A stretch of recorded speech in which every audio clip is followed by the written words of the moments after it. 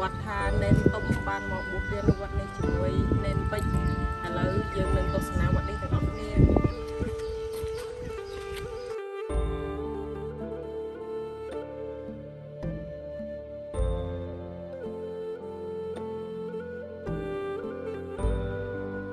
ยากกันไรไม่ท้ายวิทยาดับโบกได้เน้นต้มบานที่จะสิคาวัดนี้สมัยเราไปเจอพวกมันโอนตัวสนาม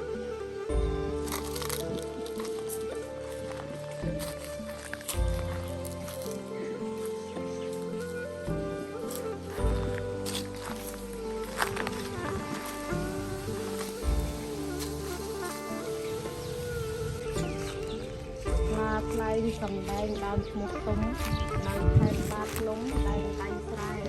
ការបត់ទំនៀមមានឲ្យម៉ែប៉ុន្តែ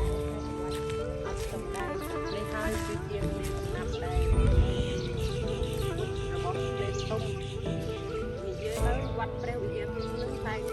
ចប់ជាមួយនឹងខ្សែជីវិតរបស់លេខទុំដែលបានបួសរៀននៅនឹងហើយដល់ក្រោយនឹងក៏បានលាចាកសិក្ខាបទខ្ញុំបានមកដល់វត្តព្រះវិហារធំចំពេលថ្ងៃត្រង់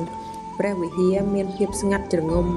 ឯនៅចណ្ដាលឧបដ្ឋានសាលាដែលស្ថិតនៅចំខាងលិចព្រះវិហារខ្ញុំឃើញមានលោកនេនមួយក្រុមកំពុងដើរឡើងលើសាលា